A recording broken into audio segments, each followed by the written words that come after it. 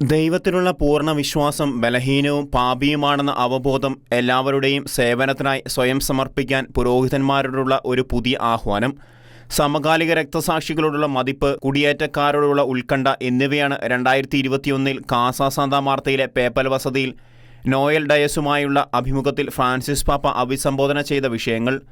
ടെലിവിഷനിലൂടെയും റേഡിയോയിലൂടെയും ദൈവവചനം പ്രഖ്യാപിക്കുന്ന എൽ സംബ്രഡോർ ന്യൂവ ഇവാഞ്ചലൈസിയോൺ എന്ന അൽമായ സംഘടനയുടെ സ്ഥാപകനാണ് ഡയസ്.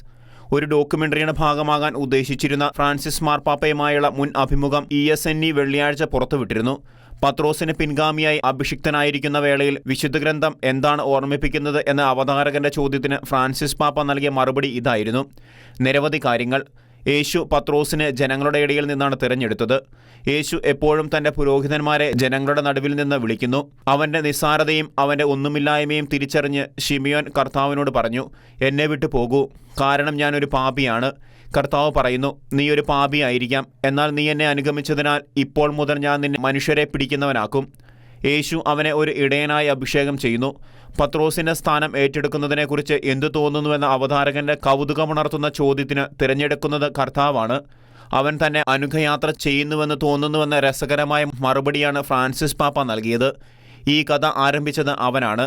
അവൻ എന്നിൽ നിന്ന് ആരംഭിച്ചു. അവൻ എന്നെ ക്ഷണിച്ചു. അവൻ എന്നെ അനുയാത്ര ചെയ്തു. എൻ്റെ അവിശ്വസ്തതകൾക്കിടയിലും ഞാൻ പത്രോസിനെ പോലെ ഒരു പാപിയാണെങ്കിലും കർത്താവ് എന്നെ ഉപേക്ഷിക്കുന്നില്ല. അതിനാൽ അവൻ എന്നെ കരുതുന്നുവെന്ന് എനിക്ക് തോന്നുന്നുവെന്ന മൺമറഞ്ഞ പാപ്പയുടെ വാക്കുകൾ വലിയ ലാളിത്യത്തിൻ്റെ അടയാളമായി അവശേഷിക്കുന്നു. പത്രോസിൻ്റെ പിൻഗാമിയായി എന്ന നിലയിൽ പ്രതിസന്ധികളെ നേരിടുന്നത് എപ്രകാരം എന്ന സംശയത്തെ ദൂരീകരിച്ചുകൊണ്ട് അദ്ദേഹം പറഞ്ഞു, അവർ യേശുവിനെ അപമാനിച്ചു, അവനെ ക്രൂശിച്ചു.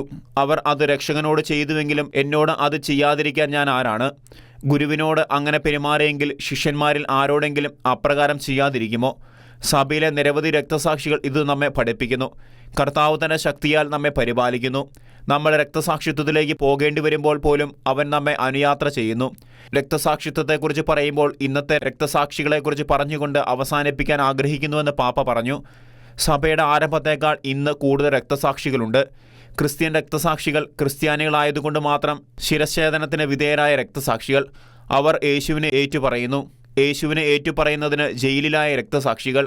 അവർ നമ്മുടെ സഹോദരങ്ങളാണ്. രക്തസാക്ഷികളുടെ സഭയാണിത്. ദൈവം നമ്മെ എല്ലാവരെയും അനുഗ്രഹിക്കട്ടെ.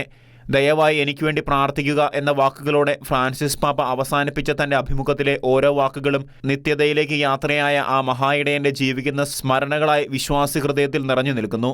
International desk, Shekinah news.